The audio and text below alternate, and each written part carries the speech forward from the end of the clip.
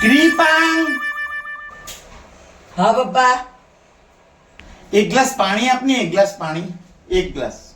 હા પપ્પા આપું છું. હા દીદી, હા એક ગ્લાસ પાણી આપને. હા આપું. મમ્મી એક ગ્લાસ પાણી આપો. સાંભળો કેમ એક ગ્લાસ પાણી આપો ને. હા આવ્યો.